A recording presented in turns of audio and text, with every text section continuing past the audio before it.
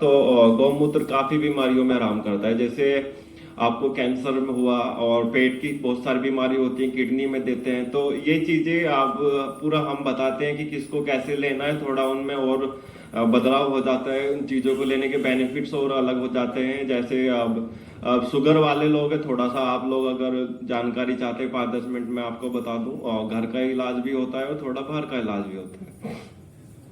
जैसे हमारे पुराने ऋषि महर्षि भी बताते रहते हैं कि मेथी दाना काफी उपयोगी होता है। तो कुछ लोग ऐसे होते हैं, कुछ थोड़े अपने आप को ओवर स्मार्ट मान के ये सोचते हैं कि जैसे उन्होंने यूट्यूब से देखा तो वो 15 दिन खाया, तो वो जैसे अभी हम मैं बता रहा हूँ तो बोलते हैं कि हमने खा के देखा है, कुछ नहीं होता, हमने बहुत खाया मेथी दाना, हमें कुछ नहीं हुआ।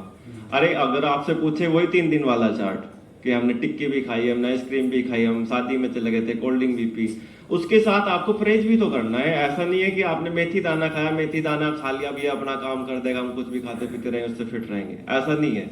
आपको परहेज भी करना है। तो मैं थोड़ा सा आपको शुगर का एक थोड़ा सा उपचार बताता हूँ, जैसे आप लोग कर सकते हैं। जैसे 1 चम्मच आप मेथी दाना रात को भिगो दें 1 गिलास में। 1 चम्मच आप त्रिफला का चूरन लें और उसको भी भेदें आप। सुबह उठिए, आप मेथी दाने का पानी पीजिए और एलो उसका त्रिफला का पानी पीजिए। त्रिफला का पानी पीने के बाद में आप त्रिफला भी खा लीजिए जो वो बचा हुआ है, और फिर बाद में मेथी दाना चबा चबा कर खाइएगा। ये उपचार आपको लगभग 3 महीने करने में काफी आराम लगेगा। उसके साथ में फिर आपको सुबह ही फल खाने हैं सबसे पहले अपने नाश्ते में। जैसे कुछ रसीले फल होते हैं, कुछ खट्टे फल, हल्के खट्टे फल, जैसे संतरा, मौसमी, ये आप खा सकते हैं, काफी फायदा करेंगे आपको। और सेब खा सकते हैं आप। और जैसे हम फल खाते हैं, कुछ लोगों के माइंड में ये होता है कि फल खाने से शुगर बढ़ जाएगी, मुझे डॉक्टर ने मना किया हुआ है। डॉक्टर आपको इसलिए मना करता है, अगर आपको शुगर ठीक हो गया कौन जाएगा फिर उनके पास में, ठीक है।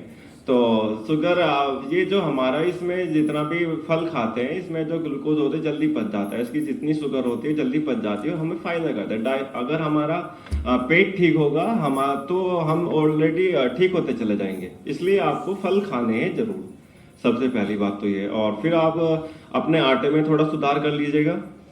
जैसे आप आटा खाते हैं, बहुत से लोग गेहूं का ही आटा खाते रहते हैं और थोड़ा सा ये सोच लेते हैं कि मैं काफी कॉस्टली पड़ेगा अगर मैं मिक्स खाऊंगा। अगर आप ये देखिए, आप 3-4 महीने की दवाई खा रहे हैं, इससे अच्छा 3-4 हजार रुपए का अपना आटा ही बदल लीजिएगा, 2 हजार भी नहीं लगेंगे अगर महीने का देखेंगे तो। थोड़ा अपना आटे में सुधार कर लीजिएगा। जैसे आप उसमें चना मिलवा लें, बाजरा मिलवा लें और ज्वार मिलवा लें, रागी, ये सब चीजें मिलवा कर थोड़ा थोड़ा और उसे आटे को मिक्स करा लें, उसकी रोटी खाएं। आलू नहीं खाना आपको, और आलू आपके लिए फायदेमंद नहीं है, वो आपको नुकसान पहुंचाएगा। आलू किसी भी तरीके से आपको नहीं खाना। आप हरी सब्जियां खा सकते हैं, जैसे पालक खा सकते हैं आप, चौलाई का साग खा सकते हैं, और आप मतलब शकरकंदी का साग होता है उसे भी खा सकते हैं आप। और जैसे तोरई होगी, लौकी होगी। और आपको कोशिश करनी है कि कुछ लोग काम करने लगते हैं कि जैसे हमने बताया कि आप लौकी तोरी खा लो, बस पानी पानी पीना शुरू कर देते हैं लौकी तोरी का, बस हो गया काम, लौकी तोरी चल रही है अब तो ठीक हो जाएंगे। ऐसा नहीं है, आप थोड़ा वीकनेस फील करने लगते हैं, उससे आप बीमार होने लगते हैं। अच्छे से उसमें अदरक डालें, और जो लोग लहसुन खा सकते हैं वो लहसुन डालें, जो नहीं खा सकते उसमें और चीज़ें होती है, जैसे टमाटर होता है, हींग का तड़का होता है, थोड़ी अजवाइन का तड़का होता है।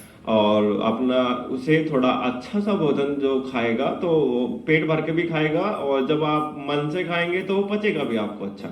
और जब कुछ आपने खाना खाया और खाना खाने के साथ में पहले ही देख के अरे यार ये डेली लौकी आ गई, आप साइड में कर दे ऐसे थोड़ा सा, चल कुछ और देख लेता हूँ, बाहर जाके कोशिश कर चुपचाप जाके एक समोसा खा लेगा मैं तो वो पूर्ति आप वहां कर ही आते हैं जो घर से मिलनी चाहिए थी, और वो ज्यादा नुकसान दे जाती है। तो आपको ऐसा नहीं करना। आप घर पे बोलिए कि मुझे थोड़ा अच्छा सा भोजन, ऐसा भी मत करो कि मैं बिल्कुल इतना बीमार बना दिया कि पानी पानी पिलाना शुरू कर दिया, उससे भी आप बीमार होने लगते, कमजोरी आ जाती।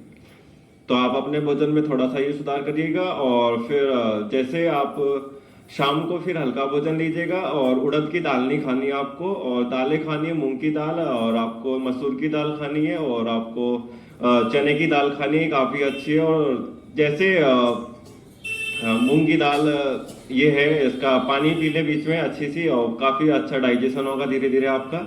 और फल सलाद जरूर खाएं आप लोग। सलाद में आप जैसे सलाद में काला सेंधा नमक और हल्की काली मिर्च मिला लें इसमें, और नींबू डालकर सलाद खाएं डेली।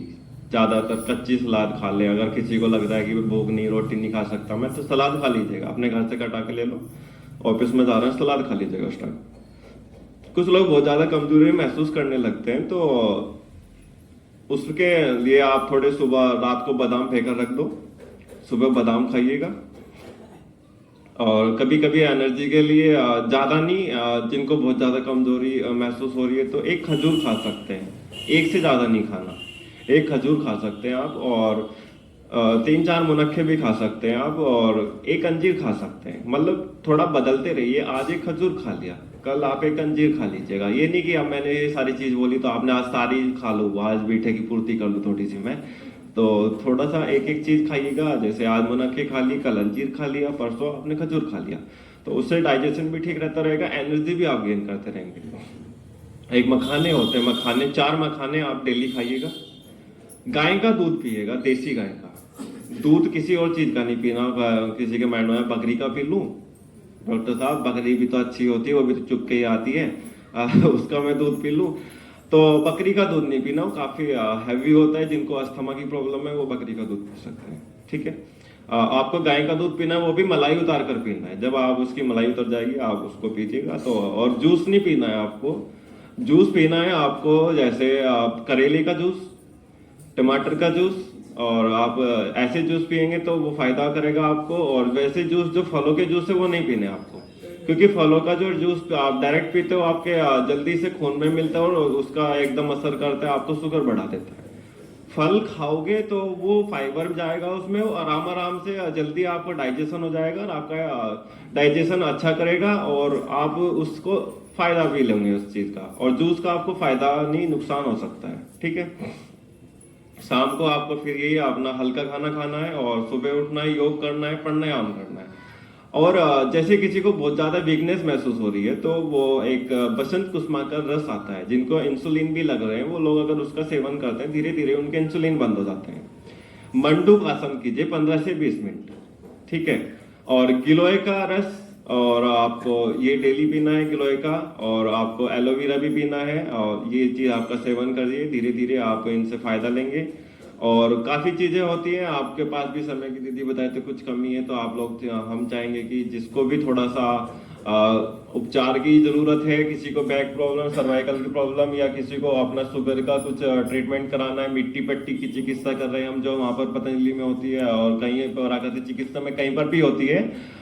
स्पेशली मैं ये नहीं बोलूंगा कि वहीं पर ही होती है, जब जो भी अच्छे आचार्य हैं या जिनके पास में अपना पूरा सेटअप है वो सभी करते हैं, जिससे उनका पेट और पेन की रियाज ठीक होने लगती है। पेन की रियाज ठीक होंगी तो आप धीरे धीरे ठीक होने लग जाओगे।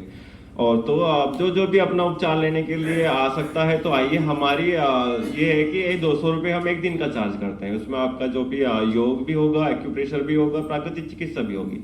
कुछ लोग ऐसे हैं कि जिनको बहुत ज्यादा दिक्कत है, सर्वाइकल का बहुत एडवांस लेवल की प्रॉब्लम है, और वो थोड़ा सा कहते हैं कि मुझे थोड़ा ज्यादा प्रॉब्लम है, तो वो हमें उनकी फीस हम 500 रुपये लेते हैं, और उनको बोलते हैं कि बस्ती लगती है उनको, तो हम बोलते हैं कि आप आइए तो 2 बजे और 3 बजे के बीच में।